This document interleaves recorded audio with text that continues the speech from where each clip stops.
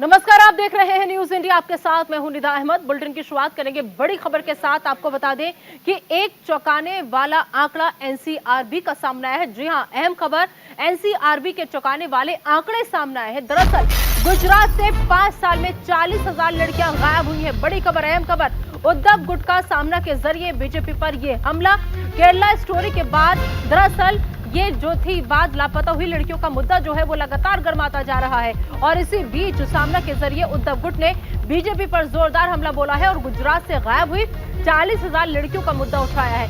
सामने में लिखा गया है कि नेशनल क्राइम ब्यूरो के आंकड़ों के बाद सरकार की पोल खुल गई है और इस मुद्दे पर प्रधानमंत्री मोदी और अमित शाह बोलने के लिए तैयार नहीं है। अकेले गुजरात में 40,000 महिलाओं और बच्चियों का लापता होना गंभीर है। तो उद्धव गुट का सामना के जरिए बीजेपी पर यह हमला, जिसमें साफ साफ एनसीआरबी के जो आंकड़े हैं वो चौंका रहे हैं। क्योंकि आपको बता दें, इस आंकड़ों के मुताबिक गुजरात से 5 साल में 40,000 लड़कियां जो है वो लापता है, गायब है और उनका कुछ भी अता पता नहीं है। तो गुजरात से 5 साल में 40,000 लड़कियां गायब हो चुकी हैं और यह आंकड़ा उस वक्त में आया है जिस वक्त द केरला स्टोरी को लेकर काफी हंगामा जो है वो आ रहा है। क्योंकि जिस तरीके से उस मूवी में दिखाया गया है कि कैसे लड़कियां गायब हुई और उसके बाद अब गुजरात से 5 साल का जो आंकड़ा है वो हैरान करने वाला है कि 5 साल में 40,000 लड़कियां लापता हो चुकी हैं। और अब उद्धव गुट ने सामना के जरिए बीजेपी पर यह हमला बोला है। तो एनसीआरबी के चौंकाने वाले ये आंकड़े हैं, जिसके तहत ये आंकड़ा साझा किया गया है कि 5 साल में 40,000 लड़कियां गायब हो चुकी हैं।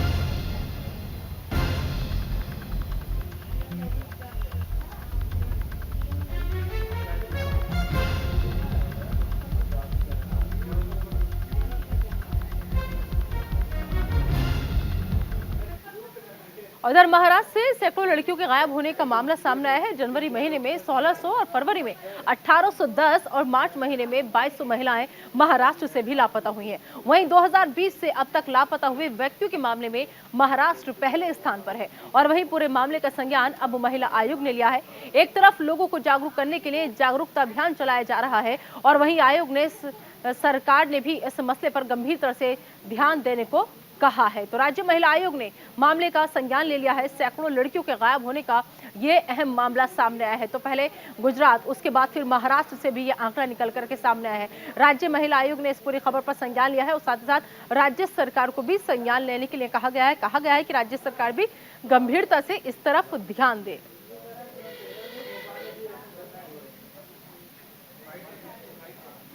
इस खबर पर ज्यादा बातचीत के लिए आइए सीधा रुख करेंगे। हमारे संवाददाता शुभम इस वक्त सीधा महाराष्ट्र से हमारे साथ जुड़ चुके हैं। शुभम, जिस तरीके से ये जो आंकड़ा है, गुजरात से 5 साल में 40,000 लड़कियां गायब हो जाती हैं, वहीं महाराष्ट्र से भी आंकड़ा निकल करके सामने आ रहा है। आखिर हो क्या रहा है, चल क्या रहा है, क्यों लड़कियों के गायब होने की खबरें इतनी ज्यादा है लेकिन उसके बावजूद भी गंभीरता कहीं नजर नहीं आ रही?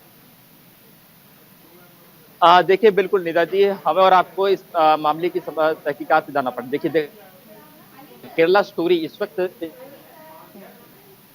फिल्म आई, वहाँ लगातार प्रधानमंत्री हों, बीजेपी शासित जो राज्य हैं वो लगातार इस फिल्म को दिखाने की, दर्शकों तक पहुंचाने की बात कर रही हैं। लड़कियां किस तरीके से धर्म निर्माण किया जाता है, उसके बाद उन्हें दूसरे धर्म में कन्वर्ट किया जाता है। तो ऐसे में ये आंकड़ा बेहद चौंका देने वाला है कि गुजरात जैसे राज्यों में 5 सालों में 40,000 लड़कियां जो हैं गायब होती है, लेकिन पुलिस का दावा है कि 40,000 के आसपास लड़कियां जो है उनके परिजनों को सौंपी भी गई हैं। अगर महाराष्ट्र की बात करें तो महाराष्ट्र में भी अगर पिछले 2020 से लेकर 2023 तक तकरीबन 5,000 के आसपास लड़कियां जो है वो गायब हो चुकी है और जिनका अब तक कोई पता नहीं चल पाया। इनमें से ज्यादातर लड़कियां चाहे लव जिहाद का शिकार हो चुकी हों या प्रेम संबंध में जा चुकी हों या नौकरी के लिए लगातार उन्हें बुलाया जाता है। इस वजह से ये आंकड़ा सामने आया और जो शिवसेना का मुखपत्र है सामना, उसमें लगातार शिवसेना और उद्धव ठाकरे ये अपनी बातों को रखते हैं और इसी वजह से यहाँ पर उद्धव ठाकरे ने सीधे तौर पर देश के प्रधानमंत्री और गृह मंत्री से सवाल पूछा, गुजरात पुलिस से सवाल पूछा है कि भाई आपके राज्य में 40,000 महिला, एक बड़ा आंकड़ा है, वो गायब हो चुकी है। तो वहीं अब महाराष्ट्र में भी जो आंकड़ा सामने आया है, तो उसमें जो सत्ता दल पार्टियां हैं उनका कहना है कि 2020 से लेकर 2022 तक उस वक्त महाविकास आघाड़ी की सरकार थी, ये सरकार की जवाबदारी होती है कितनी महिलाएं कहाँ गए। देखिए, रूपाली चाणकर के हैं महिला आयोग की तो ये जवाबदेही जो है वो कैसे तय होगी? कौन जिम्मेदारी लेगा कि आखिर इतनी लड़कियों के गायब होने के पीछे आखिर मकसद क्या है, वजह क्या है? और ये लड़कियां अगर गायब हुई हैं तो फिर गई कहां? इस सब के पीछे किसका हाथ, किसकी साजिश समझा जाए? क्योंकि बड़ी तादाद में एक बड़ा आंकड़ा है जो डरा रहा है। शुभम, बिल्कुल, देखिए बहुत बड़ा आंकड़ा है। महाराष्ट्र और गुजरात को मिला लें तो करीबन 45,000 के आसपास ये आंकड़ा पहुंच जाता है। और ऐसे में जिस तरह से 2 बड़े राज्यों के सवाल उठते हैं कि लड़कियां आखिर गायब हुई कहाँ हैं, कहाँ गए? क्या इनका पता अभी तक चल पाया है? इस बात की जानकारी स्थानीय पुलिस स्टेशन जहाँ से जिस जिले से वो गायब हुई उसकी जानकारी पुलिस स्टेशन में होती है, क्योंकि मिसिंग कंप्लेंट दर्ज करवाई जाती है। ऐसे केसेस में देखा जाता है ज्यादातर तो लड़कियां लव जिहाद का शिकार बन जाती हैं। उसके अलावा नौकरी का झांसा हो या प्रेम संबंध, ये 3 बड़े इशू हैं जो इस वक्त पूरे देश में चल रही हैं। तो ऐसे में इन आंकड़ों की जवाबदारी या ये लड़कियां कहाँ गायब होगी, स्थानीय पुलिस, स्थानीय प्रशासन और सरकार की जिम्मेदारी हो जाती है। यही सवाल लगातार विपक्ष जो है पूछ रहा है, क्योंकि शिवसेना इस वक्त विपक्ष में है। तो बीजेपी सरकार से गुजरात के बारे में पूछ रही है कि भाई आपके राज्य में 40,000 से ज्यादा लड़कियां गायब हो चुकी थी, आपकी जानकारी क्या, इसकी जानकारी आपके पास है क्या? इस पर भी आप फिल्म बनाएंगे? क्योंकि केरला स्टोरी को लेकर जिस तरह से बवाल मचा हुआ है पूरे देश भर में, इसी को लेकर ये सवाल साधा गया। तो दूसरी तरफ महाराष्ट्र में अब जो सत्ताधारी पार्टी है शिंदे गुट बीजेपी, उनसे पूछा जा रहा है कि 3 सालों में 5,000 लड़कियां गायब होगी, क्या इनकी जानकारी आपके पास है? क्या का इनका इंतजार रहेगा, देखना होगा कि क्या कुछ प्रतिक्रिया बीजेपी की तरफ से आती है। बहुत बहुत शुक्रिया शुभम इस तमाम जानकारी के लिए आपका। चलिए आगे बढ़ते हैं और अब बात मध्य प्रदेश से बड़ी खबर की करेंगे। चलिए आगे बढ़ते हैं और अब बात निकाय चुनाव की करेंगे। निकाय चुनाव को लेकर सीएम योगी की जनसभा है। सीएम योगी जनसभा को संबोधित करेंगे। 3 चुनावी सभा को दरअसल सीएम योगी आदित्यनाथ संबोधित करेंगे, जिसमें कानपुर जिला शामिल है, बांदा जिला शामिल है, चित्रकूट जिला शामिल है, जहां पर उत्तर प्रदेश के मुख्यमंत्री योगी आदित्यनाथ की चुनावी सभा होने जा रही है। तो सीएम योगी की जनसभा है। निकाय चुनाव को लेकर 3 चुनावी सभा को आज सीएम योगी जो है वो संबोधित करने वाले हैं। कानपुर में अगर मिनट टू मिनट कार्यक्रम आप तक हम पहुंचाएं तो कानपुर की बात करें तो कानपुर में सुबह 11:40 पर कमर्शियल मैदान में जनसभा होनी है और वहीं बांदा में दोपहर 1:15 पर GIC ग्राउंड में जनसभा होगी। इसके अलावा चित्रकूट में दोपहर 2:40 पर रामायण मेला परिसर में जनसभा है।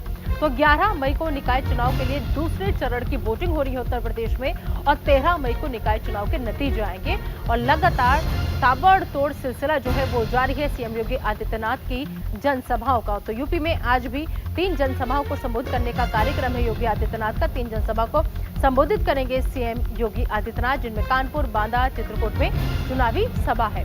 इस खबर पर ज्यादा बातचीत के लिए आइए सीधा रुख करेंगे लखनऊ का, जहां से हमारे सहयोगी शेखर त्रिवेदी इस वक्त हमारे साथ जुड़ चुके हैं। शेखर, 3 चुनावी सभा को संबोधित करने वाले हैं आज सीएम योगी आदित्यनाथ, और क्या कुछ खास कार्यक्रम और ये जिले आने वाले निकाय चुनाव के लिए जो दूसरे चरण में वोटिंग होगी कितने खास? देखिए 11 तारीख को मतदान होगा दूसरे चरण का जो निकाय चुनाव है उसके लिए। आज प्रचार का आखिरी दिन है जनसभाओं वगैरह के। इसके बाद अगले 2 दिन जो है 48 घंटे डोर टू डोर कैंपेन चलेगी। इस लिहाज से मुख्यमंत्री योगी आदित्यनाथ का जो दौरा है, चाहे वो कानपुर हो, चाहे बांदा, चाहे चित्रकूट, इन सभी जगहों पर बहुत महत्वपूर्ण हो जाता है। एक तरह से बुंदेलखंड का इलाका है जहाँ पर नगर पालिका परिषद, नगर पंचायत, इनके लिए चुनाव होना है और वहाँ पर मुख्यमंत्री योगी आदित्यनाथ जनसभाओं को संबोधित करेंगे और लोगों से भारतीय जनता पार्टी के पक्ष में मतदान करने की अपील करेंगे। ये 7 नगर निगम हैं जहाँ पर चुनाव होगा। इसमें 590 पार्षद हैं। इसके अलावा 95 नगर पालिका परिषद के जो अध्यक्ष हैं उनके लिए चुनाव होगा। 268 नगर पंचायत अध्यक्ष हैं, उनके लिए चुनाव होगा। तो इस तरीके से ये पूरा चुनाव जो दूसरे दौर का है, आज शाम को 5 बजे के बाद ये प्रचार अभियान थम जाएगा। इसके बाद डोर टू डोर कैंपेन होगी और 11 तारीख को उत्तर प्रदेश के इन जिलों के मतदाता अपने मताधिकार का प्रयोग करेंगे। बिल्कुल शेखर, जिस तरीके से हमने देखा कि सीएम योगी आदित्यनाथ जहां जहां जाते हैं और कहा जाता है कि अगर उनका दौरा हो जाता है, उनकी जनसभा हो जाती है, तो वो अच्छा खासा पार्टी के लिए मोड़ बदलने में जनता के कामयाब हो जाते हैं। क्या यही वजह समझी जाए कि स्टार प्रचारकों की सूची में सबसे ऊपर नाम रहता है उत्तर प्रदेश के मुख्यमंत्री योगी आदित्यनाथ का, क्योंकि बीजेपी को पता है कि योगी जनता की पहली पसंद है? देखिए 2014 के बाद से भारतीय जनता पार्टी ने चाहे चुनाव कोई भी हो उसको कभी हल्के में नहीं लिया है और उत्तर प्रदेश खास तौर से योगी आदित्यनाथ जब 2017 में मुख्यमंत्री बने, 2022 तक उनका पहला कार्यकाल और उसके बाद जिस प्रचंड बहुमत के साथ दूसरे कार्यकाल के लिए उनकी जीत हुई है, जनता ने समर्थन दिया है, उसके बाद ये निकाय चुनाव एक बड़ा महत्वपूर्ण पड़ाव माने जा रहे हैं क्योंकि अब इसके बाद उत्तर प्रदेश लोकसभा चुनाव को सामने देखेगा 2024।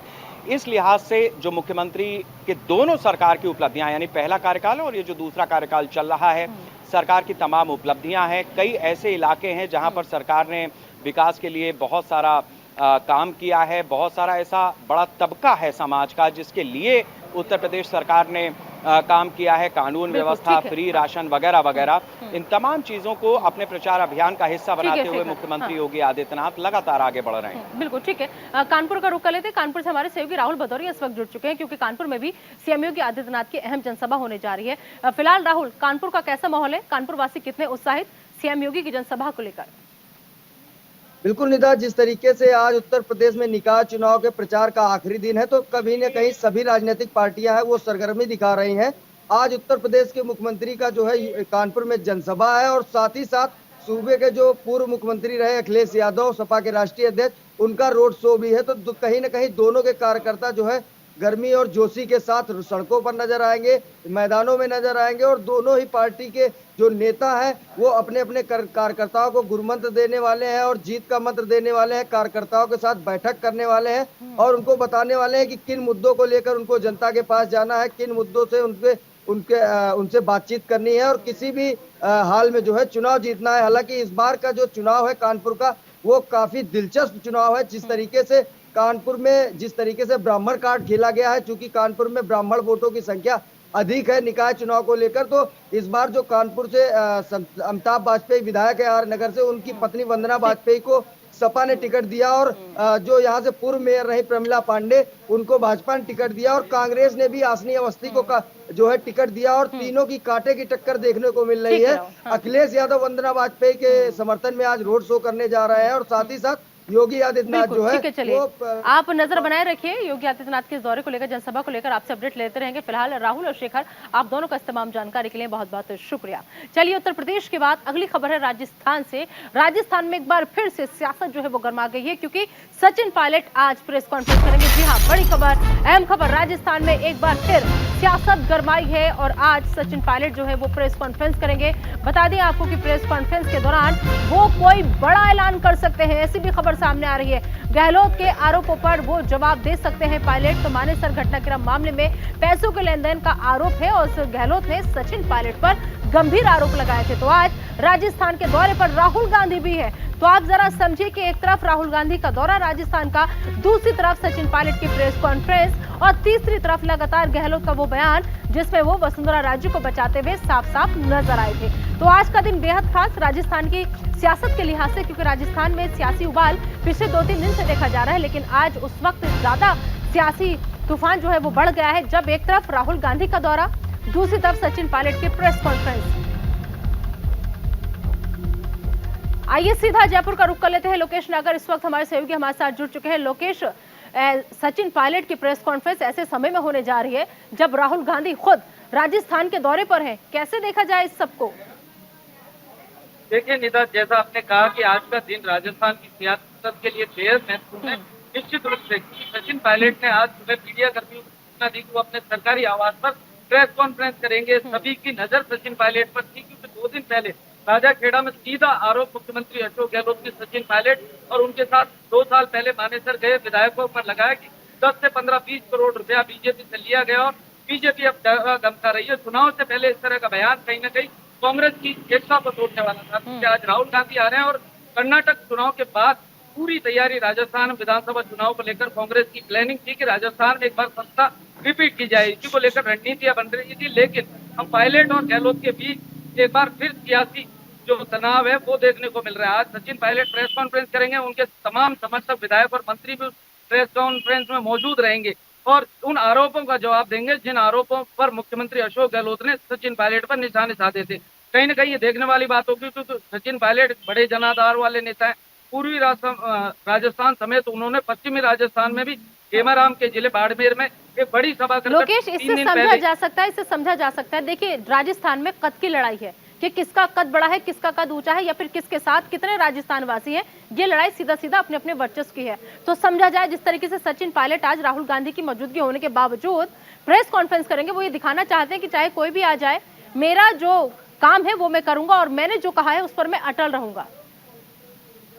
जी बिल्कुल, क्योंकि सचिन पायलट के पिछले दिन के घटनाक्रमों को देखें, सचिन पायलट लगातार पहले राजस्थान नेतृत्व परिवर्तन की मांग कर रहे थे और उनके विधायक भी ये कह रहे थे कि जो जनता के साथ वादे चुनाव के दौरान किए उन्हें पूरा किया जाना चाहिए। और जिस तरह मुख्यमंत्री अशोक गहलोत का पिछले 2 साल से स्टाइल रहा, मुख्यमंत्री अशोक गहलोत ने वो ऐतिहासिक काम राजस्थान में किए, तो काम के मुद्दे खत्म हो गए थे, तो मुद्दा निकाल कर लाए सचिन पायलट की 2018 के विधानसभा चुनाव के दौरान बीजेपी के जिन भ्रष्टाचार के मामलों को लेकर हम जमीन पर गए थे, जनता से वादे किए थे कि इन भ्रष्टाचार पर कार्रवाई करेंगे।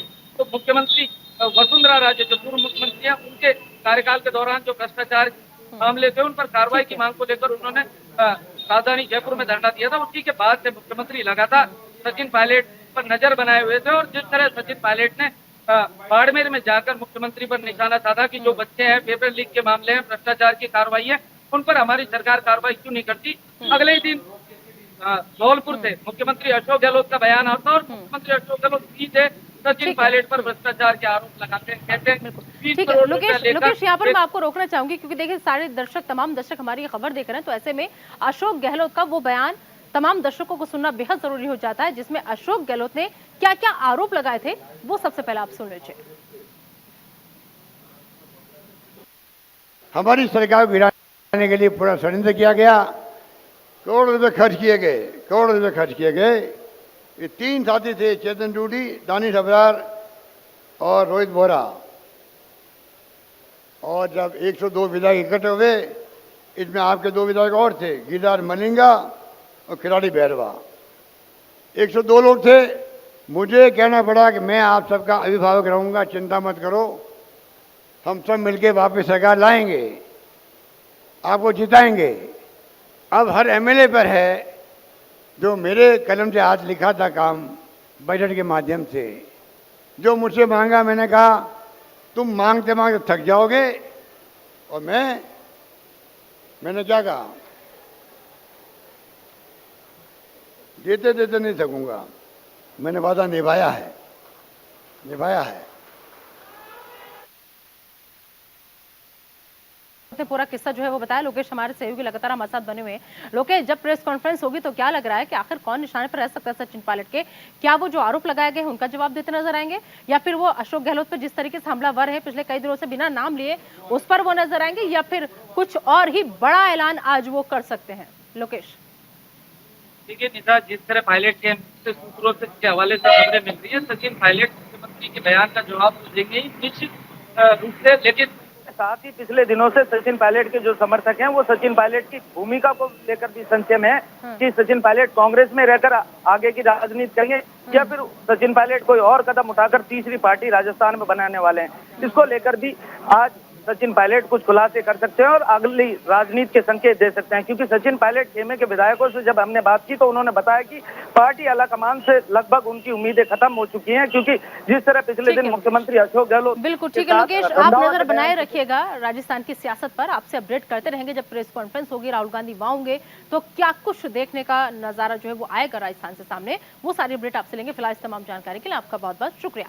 चलिए आगे बढ़ते हैं और एक और अहम खबर आप तक पहुंचा दें। आपको बता दें कि उत्तर प्रदेश में the Kerala story tax free होगी। CM Yogi Adityanath special screening देख सकते हैं और 12 मई को योगी कैबिनेट भी ये फिल्म देख सकती है। तो बड़ी खबर, अहम खबर, उत्तर प्रदेश में the Kerala story tax free होगी और योगी आदित्यनाथ के इस फैसले की हर कोई सराहना कर रहा है। लोगों का कहना है कि ये बहुत जरूरी था, बाकी राज्य सरकारों को भी ये फैसला लेना चाहिए। तो ऐसे में 12 मई को योगी कैबिनेट भी ये फिल्म जो है वो देख सकती है, ऐसी खबरें सामने आ रही है। फिलहाल अहम खबर ये कि उत्तर प्रदेश में the Kerala story tax free होने जा रही है और सीएम योगी आदित्यनाथ ने खुद ट्वीट करके ये जानकारी साझा की है। तो सीएम योगी भी अब स्पेशल स्क्रीनिंग जो है इस फिल्म की देख सकते हैं। इसके अलावा 12 मई को योगी कैबिनेट भी ये फिल्म देख सकती है।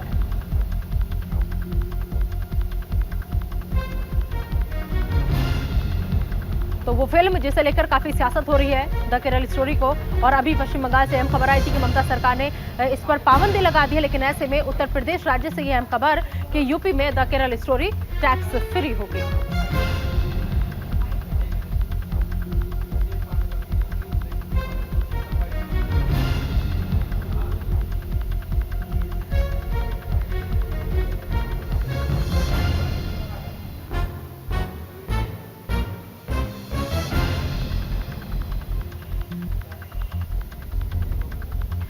तो द केरल स्टोरी को लेकर के अहम खबर आप तक हम बता रहे हैं कि यूपी में द केरल स्टोरी जो है वो टैक्स फ्री होगी। आपको बता दें कि उत्तर प्रदेश में जिस तरीके से इसको टैक्स फ्री किया गया है,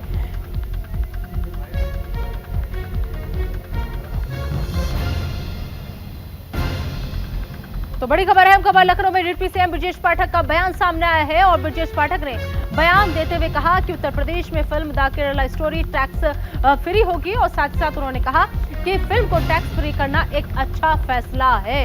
तो इसके अलावा आपको बता दें कि उन्होंने कहा कि यूपी के लोगों को ये फिल्म देखना चाहिए कि कैसे हमारी बहनें पीड़ित हैं। तो अहम खबर, बड़ी खबर, डिप्टी सीएम ब्रजेश पाठक उत्तर प्रदेश के, और उसके बाद उन्होंने कहा कि ये फिल्म जो है जिस तरीके से टैक्स फ्री हुई है ये एक अच्छा कदम है और यूपी के लोगों को ये फिल्म देखनी चाहिए। तो डिप्टी सीएम ब्रजेश पाठक का ये बयान द केरला स्टोरी को लेकर, क्योंकि यूपी में अब ये फिल्म टैक्स फ्री होने जा रही है। देखिए, उत्तर प्रदेश सरकार पहले ही कह चुकी है कि द केरला स्टोरी को हम टैक्स फ्री करेंगे और मुझे प्रसन्नता है कि प्रदेश के लोग इसको देखें और समझें कि हिंदुस्तान के दूसरे भूभाग में किस ढंग से हमारी बहनों के साथ अत्याचार अनाचार हो रहा है, दुर्व्यवहार हो रहा है, और सतर्कता बढ़ते हुए अपने परिवार को, अपने संस्कारों को, अपने बच्चों को संभालें। और बहुत अच्छा निर्णय है और हम बहुत अभिनंदन करते हैं केरला जो स्टोरी पिक्चर है, जिनको बनाने वालों को, उनके निर्माता निर्देशक को बहुत बहुत बधाई। देखिए, तो फिलहाल इस बुलेटिन में भी इतना ही। आप दीजिए इजाजत, लेकिन बने रहिए न्यूज़ इंडिया के साथ।